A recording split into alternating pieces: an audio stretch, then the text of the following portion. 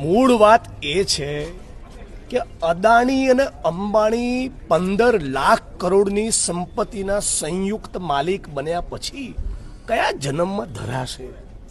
મને એ સવાલ થઈ રહ્યો છે. એક કરોડપતિ, અરબપતિ, ખરબપતિ માણસની ભૂખ, એની પૈસાની વાસના સંતોષાતી કેમ નથી? જ્યારે દ્વારકાના, જામનગરના, ટંકારાના, મોરબીના ખેડૂતો એક સુરે કહે છે, બી અમારી મરજીની વિરુદ્ધ અમારા ખેતરમાં તમારી પૈસાની હવસ માટે લાઈન ના નાખો તો કંપનીવાળાએ પ્રોજેક્ટ લઈને ઘેર જતા રહેવાનું હોય. અને કંપનીવાળા માનતા ના હોય તો ભારતીય જનતા પાર્ટીની જે સરકાર ગાંધીનગરમાં બેઠી છે એણે અને જિલ્લા કલેક્ટર તંત્રે કંપનીવાળાને સીધા કરવાના હોય. આ તો કંપનીના પ્રાઇવેટ માણસો પોલીસને આગળ ધરી પોલીસને ખેડૂત વચ્ચે ટકરાવ પેદા થાય એવું કરે. ખેડૂતોએ રેલીઓ કરવાની, ધરણા કરવાના, અરજીઓ કરવાની, આવેદનપત્રો આપવાના, આજીજીઓ કરવાની, ટ્રેક્ટર રેલી કાઢવાની, હાઈકોર્ટમાં જવાનું, સુપ્રીમ કોર્ટમાં જવાનું. આવી લોકશાહી હોય?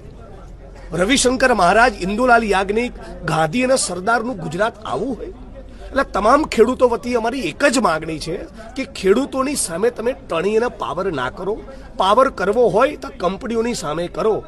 એક ગામની અંદર કલેક્ટરશ્રીની સમક્ષ લોકોએ રજૂઆત કરી કે કંપનીવાળા ફૂલ દાદાગીરી કરતા હતા. આ બિલકુલ યોગ્ય નથી. આપણું ગુજરાત આવું ના હોવું જોઈએ. અને તમારે ખરેખર આટલી બધી ઉતાવળો હોય તો દરેક ખેડૂત જેના ખેતરમાંથી તમે વીજ લાઈન કાઢવાના છો 5-5 કરોડ જમા કરાવી દો ને એમના ખેતર, એમના એકાઉન્ટ પેલા વાત પતી જાય. તમારે 2-5 લાખમાં ખેડૂતને પટાઈને પોલીસને આગળ કરી, તંત્રને આગળ કરીને, દાદાગીરી કરીને એમની મરજીની વિરુદ્ધ લાઈનો નાખવી છે તો આ તો ગુજરાતના ખેડૂતો ચલાવવાના નથી.